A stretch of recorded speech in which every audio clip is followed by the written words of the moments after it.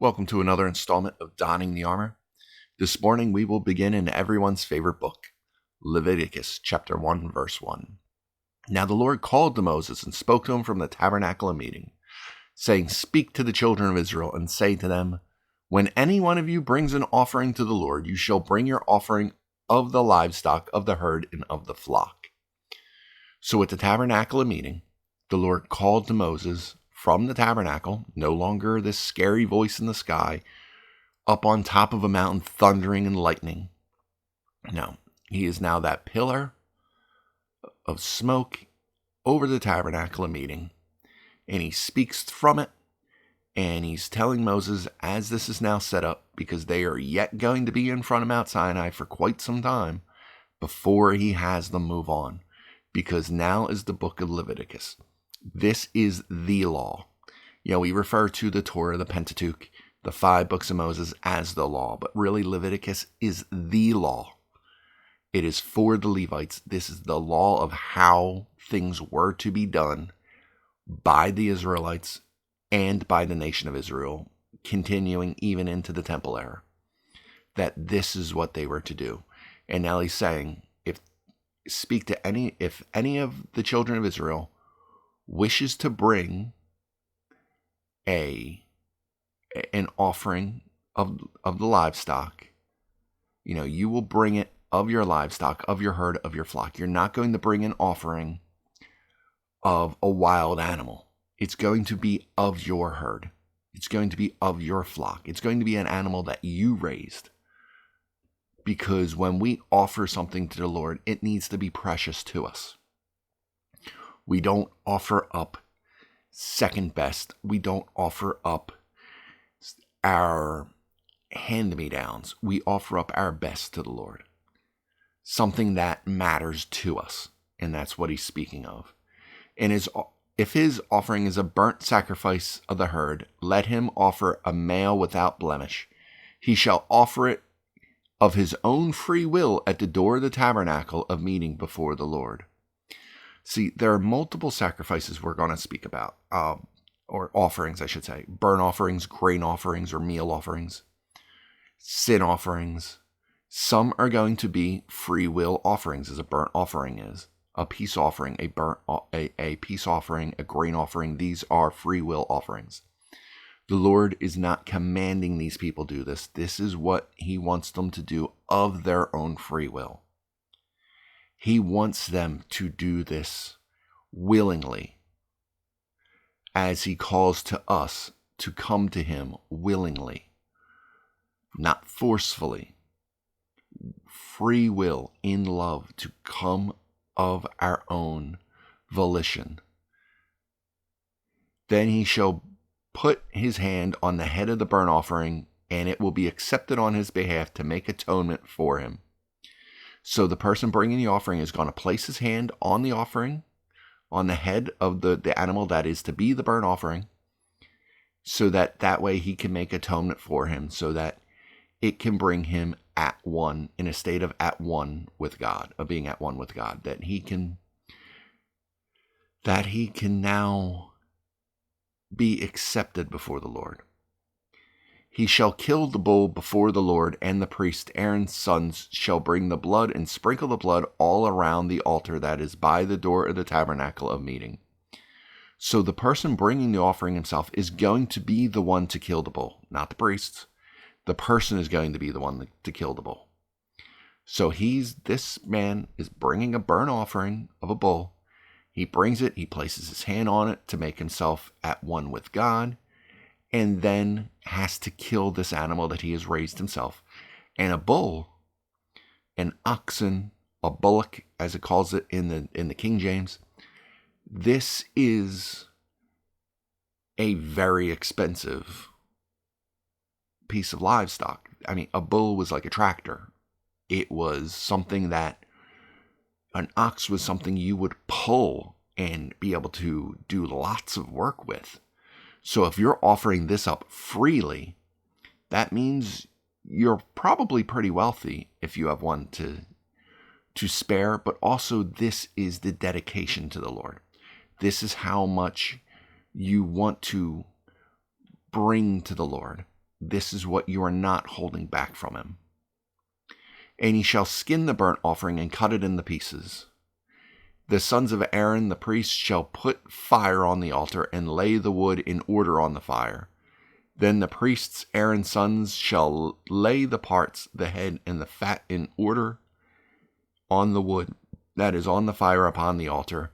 But he shall wash its entrails and its legs with water, and the priest shall burn all the altar as a burnt sacrifice, an offering made by fire, a sweet aroma to the Lord.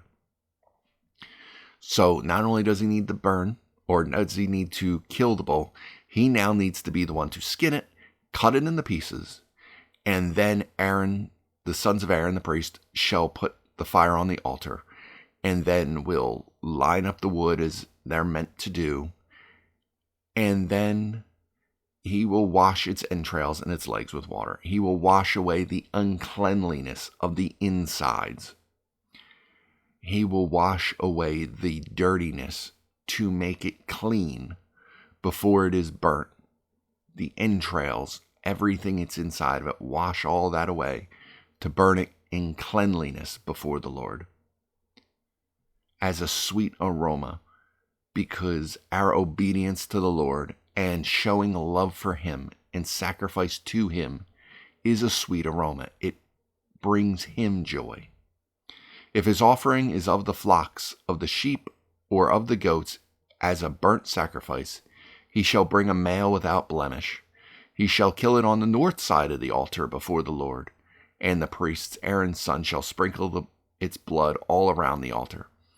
So if it's a bull, he comes before the door of the tabernacle. He comes before the entrance. If it's a sheep or a goat, he does it on the north side of the altar. There are certain places that different offerings were to be offered. As a burnt offering, it was a complete sacrifice. A burnt offering was to be burnt up completely with nothing remaining, to be completely burnt to ash.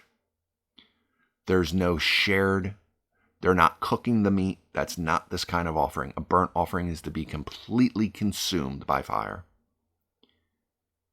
But we will see different offerings are offered at different places as commanded by the Lord, because these offerings, being done of free will, being done to atone, bring yourself into a state of being at one with the Lord, is also a sign of deep obedience to his word and what he has commanded, in the way he has commanded, because he's commanded it. And he shall cut it into pieces with its head and its fat. And the priest shall lay them in order on the wood that is on the fire upon the altar. But he shall wash the entrails and the legs with water. Then the priest shall bring it all and burn it on the altar. It is a burnt sacrifice, an offering made by fire, a sweet aroma to the Lord. And if the burnt sacrifice of his offering to the Lord is of birds, then he shall bring his offering of turtle doves or young pigeons. The priest shall bring it to the altar, wring off its head, and burn it on the altar. Its blood shall be drained out on the side of the altar. So, I've seen it said that with each of these sacrifices, not only is it showing possibly the difference in wealth disparity between the people bringing these free will offerings. You know, the wealthiest person will bring a bull because they can. They're wealthy. The middle class style person will bring a lamb or a goat because that's what they have. That's the best they can give to the Lord. But then you have a person who's poor, a person who doesn't have a lot, but is able to bring turtle doves or young pigeons, small things that you don't have a lot of wealth.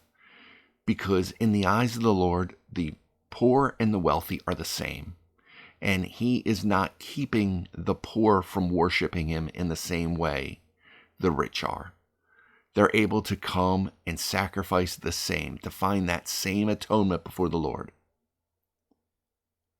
Now, in a way that they can afford, that is not placing an undue burden on them, and it's not saying, look, you don't have a bull, then you can't sacrifice. because there were many pagans around them that were of that way, that the rich are what mattered. To the Lord, his children mattered, regardless of how it was. To see them try to make themselves in right standing with him is all that mattered to him. Now we see the bull needing to be cut apart and killed by the person who did it, who brought it. We see that once again with the lamb or the goat. But here with the turtle doves and the pigeons, we see that the priest is the one that does it. The priest is the one that does the killing. The priest is the one who is actually performing the sacrifice of this animal, unlike with the last two. The priest is the one that's going to wring off its head and burn it on the altar, drain out its blood, and do it all for this poor person as they watch, as they get set in righteous, to be seen as righteous before the Lord for the time that this sacrifice will cover their sins and cover whatever it is they were seeking to find from this free will offering. And he shall remove its crop with its feathers and cast it beside the altar on the east side into the place for ashes.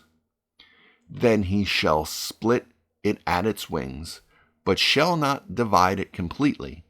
And the priest shall burn it on the altar, on the wood that is on the fire. It is a burnt sacrifice, an offering made by fire, a sweet aroma to the Lord.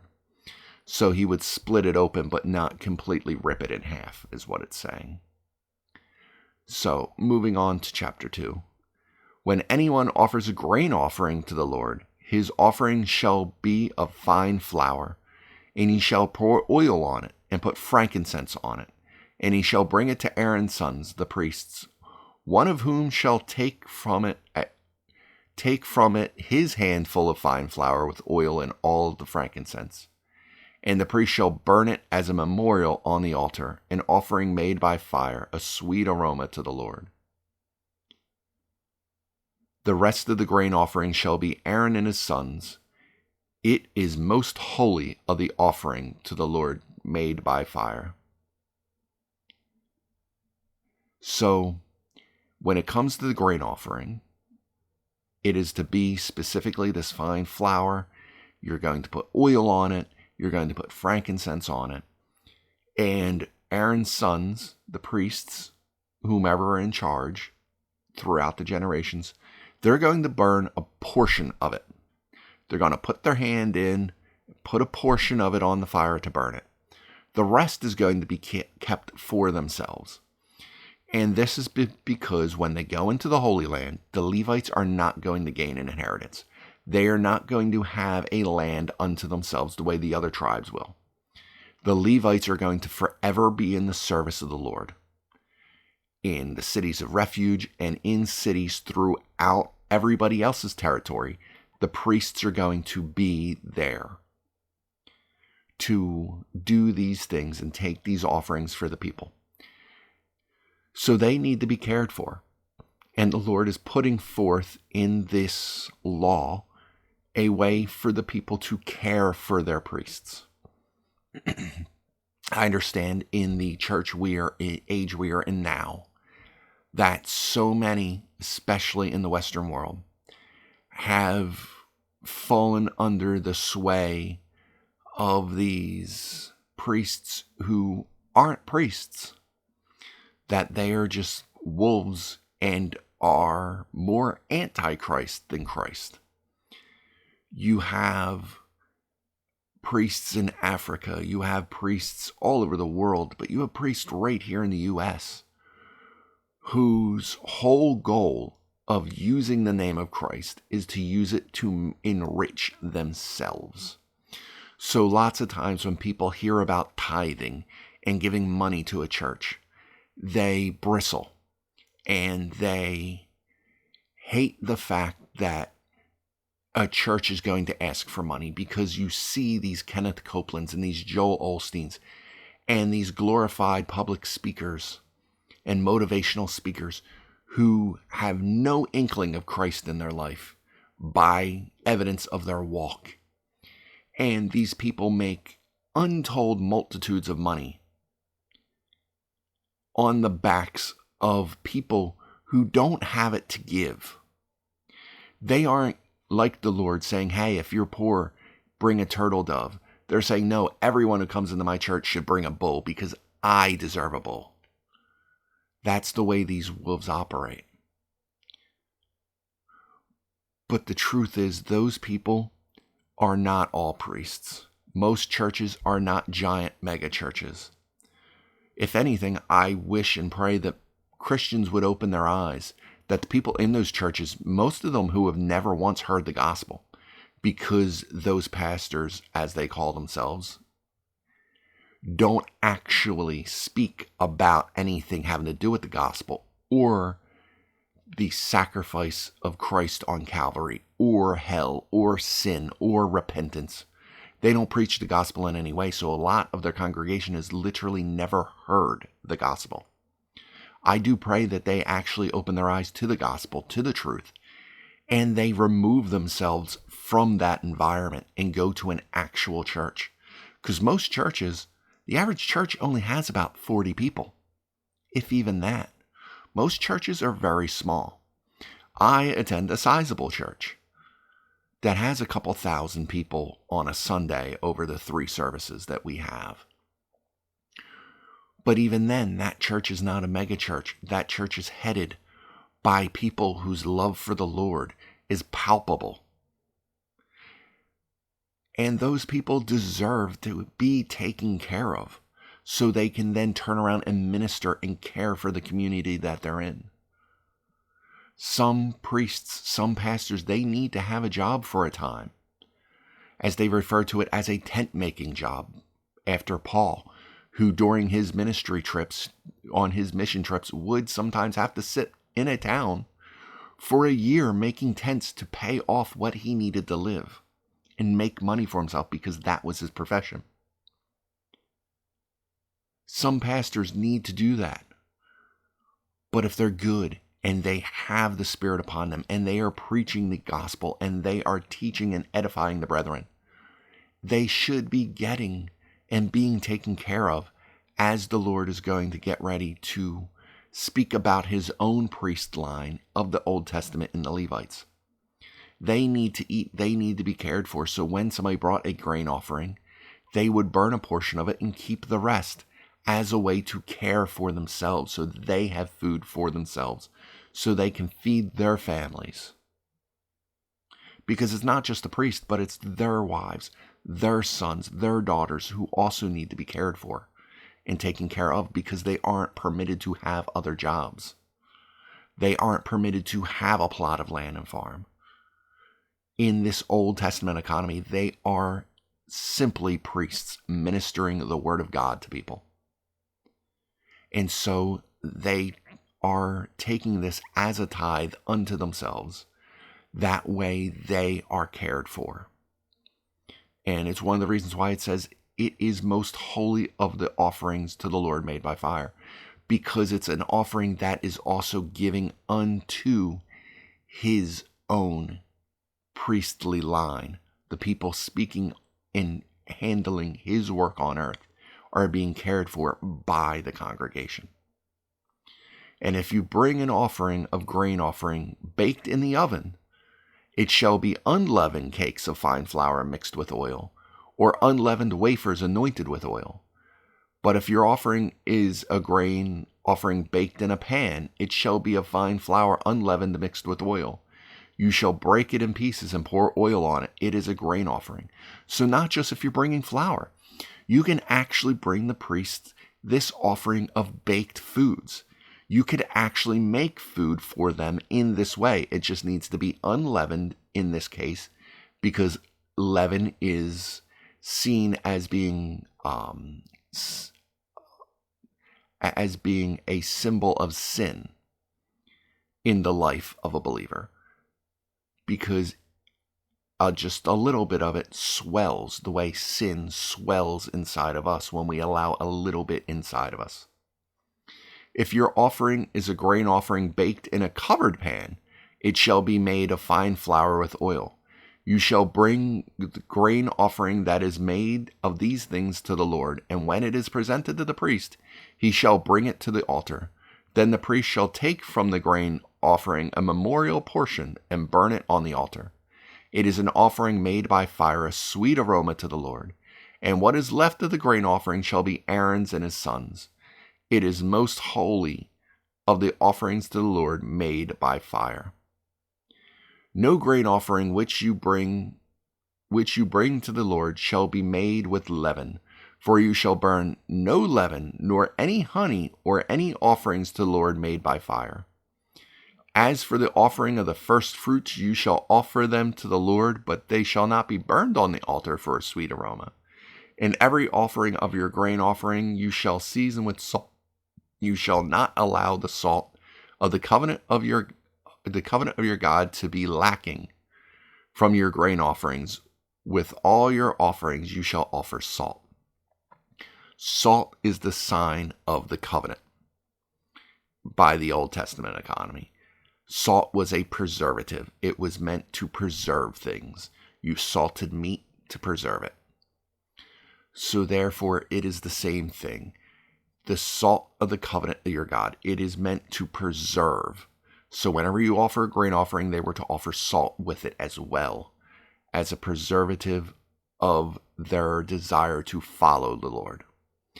If you offer a grain offering of your first fruits to the Lord, you shall offer for the grain offering of your first fruit green heads of grain roasted on the fire, grain beaten from full heads, and you shall put oil on it and lay frankincense on it.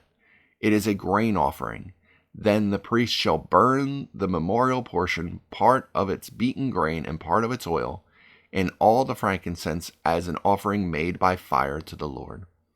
So this is speaking more to when they're actually in the land, when they are going to be growing things, that if you're going to be offering the first fruits before it's ground in the flour, you're going to be offering something that is taken from the field.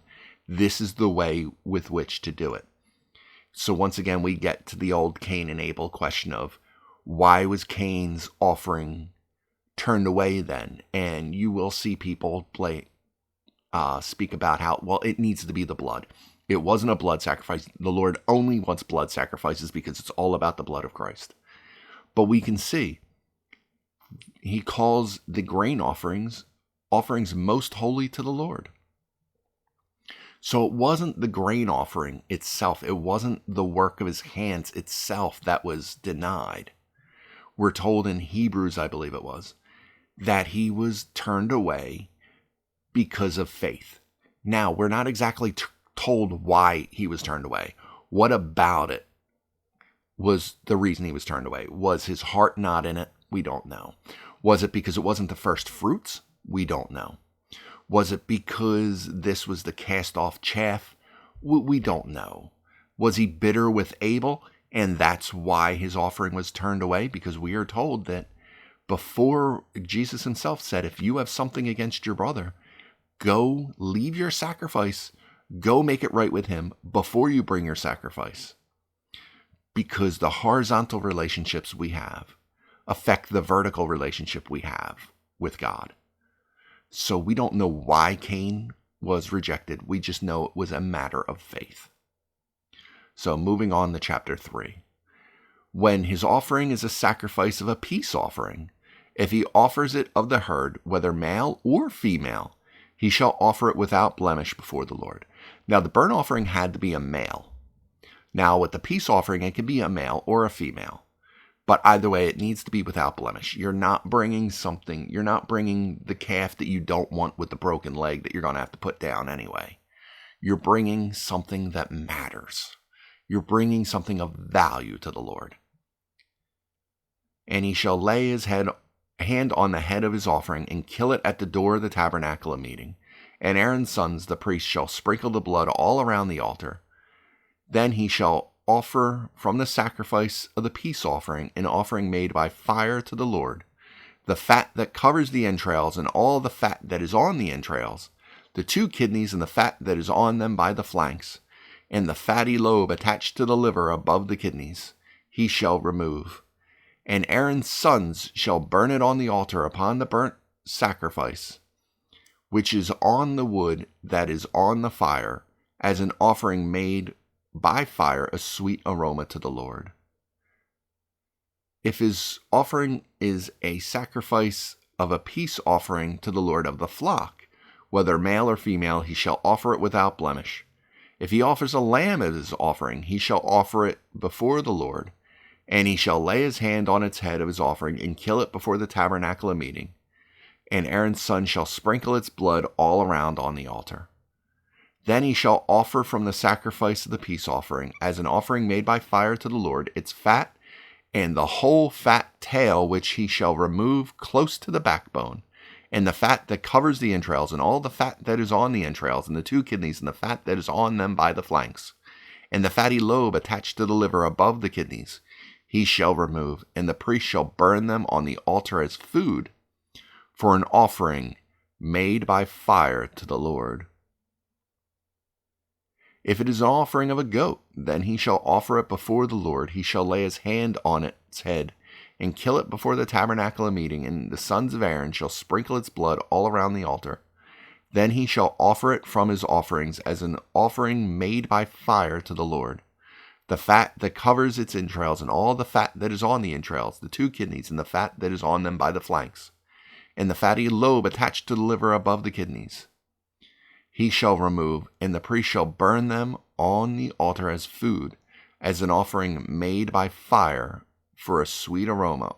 All the fat is the Lord's. This shall be a perpetual statute throughout your generations. In all your dwellings you shall eat neither fat nor blood. So they are burning the fat to the Lord, but they're burning the meat as food for themselves and the priests. Because the Lord is setting his people apart from everyone else. Not to eat the blood, not to eat the fat, but to eat only the healthiest choice parts of the meat. That is something the Lord wants for his people. And it's interesting because we've found so many reasons to stay away from certain things as science is caught up to God's word, because it shows that during a lot of the times, and I'll probably mention this again when we start getting into the dietary restrictions in the chapters to come, but a lot of the rules that God placed forth into his children's lives in ways that we did not even understand, we see a lot of this cleanliness and a lot of these restrictions ended up being things that we would discover 2,000, 3,000 years later, 4,000 years later, to be just terrible things that are blood-borne diseases that we would have gotten. He was keeping them separate from the paganization of all the surrounding nations, sure, but he was actually keeping them healthier. During the plague that hit Europe in the mid thousands, I guess you would say, it was the Jewish people who actually would become persecuted in these areas because the plague wasn't hitting their households, because they were staying away. Their dietary restrictions actually kept them from the plague. So, of course, the superstitious people of the time, especially those of the Roman denomination and the Orthodox denomination, would see them and say, well, they're witches. They're surviving by this evil, because one of the reasons we get replacement theology is from those two denominations that have chosen to believe that they have replaced Israel as God's chosen people, which we know from Revelation is just not true. The Gentiles have not replaced the Lord's chosen people. They still need to come to salvation in Christ, but he's not finished with them quite yet. But at the time, they did teach that they did. That they were no longer God's chosen people. They were the ones that killed Jesus, even though Jesus himself says, I lay down my life, no one takes it from me. But so they would persecute them and slaughter them, because God's laws from Leviticus kept them safe through even the bubonic plague. Because God knew what is best for his people. They followed it, and they were saved from it. So if you ever think or ever taught that the Church of Christ has replaced God's chosen people, you can look throughout history, not just biblical history, but even post-biblical history, and you could see how God has pulled his people through trial and tribulation to keep a remnant of them safe through all these horrible situations, and has continued to look out for those who still obey his word. See, we live under grace, and it's an amazing covenant. I much rather prefer grace than living under the law. But don't get your mind twisted around believing that that makes you better than a Jewish person who doesn't live under that covenant of grace because they refuse to accept that the Messiah has come. Don't let yourself be convinced that Talmudic Orthodox Judaism as preached now. No, it is not exactly like the Judaism of the Old Testament. No, it's not exactly like the Judaism even of the New Testament. And they have some horrible things in their teachings. But if you allow yourself to believe that God has abandoned them, then you are allowing yourself to be led astray. And you need to ask yourself why somebody professing Christ, professing love, would teach you to hate Christ's ethnic people. Food for thought. But that is where we will end. The end of chapter 3. We'll pick up in chapter 4 again next time. I hope this was fruitful for you. I hope to see you again next time. But until then, be blessed.